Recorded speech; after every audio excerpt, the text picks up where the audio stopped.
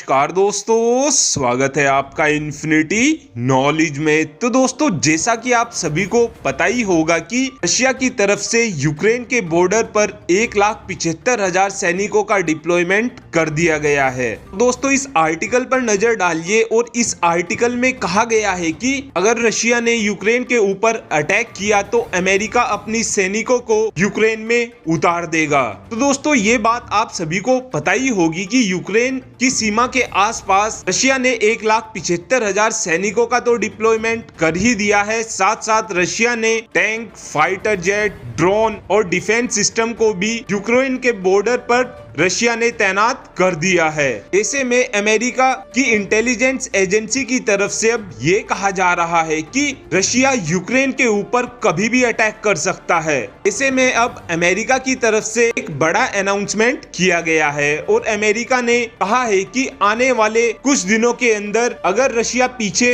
नहीं हटता है तो हम अपने सैनिकों को यूक्रेन में भेज देंगे। दोस्तों, आपको बता दें कि 30 साल में ऐसा पहली बार हो रहा है कि अमेरिका पूर्वी यूरोप में अपने सैनिकों को डिप्लॉय करने वाला है। और दोस्तों, आपको बता दें कि जब से रशिया ने यूक्रेन की सीमा पर अपने सैनिकों का डिप्लॉयमेंट किया है, तभी से ही यूरोप की सियासत गरमाई हुई है। और दोस्तों, आप सभी को ये बात काफी अच्छे से पता होगा कि अक्टूबर के महीने में ही पोलैंड और बेलारूस के बीच सीमा पर विवाद शुरू हो गया था और इस विवाद का कारण प्रवासियों का आना था। और उस दौरान खबर कुछ ऐसी भी निकलकर सामने आई थी कि रशिया ने इन प्रवासियों को अपने ट्रांसपोर्ट विमान से बेलारूस में लाकर छोड़ा था और वहां से सभी के सभी प्रवासी पोलैंड के बॉर्डर पर आ गए थे। और उसी बीच से ही रशिया ने अपने सैनिकों का डिप्लॉयमेंट यूक्रेन के बॉर्डर पर करना शुरू कर दिया था। दोस्तों, रात ही ये भी खबर निकलकर सामने आई है कि यूक्रेन की सेना और रूस समर्थित अलगाववादियों के बीच एक भीषण झड़प भी हुई है। पिछले कुछ दिनों से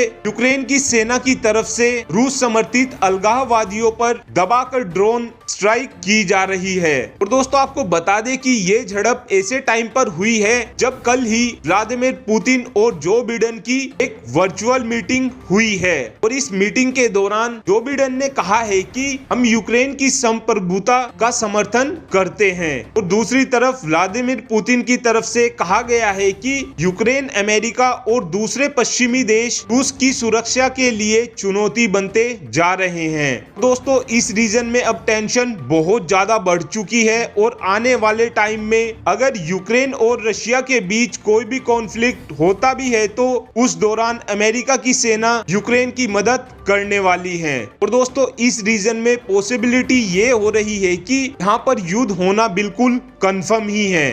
thanks for watching this video. Have a good day.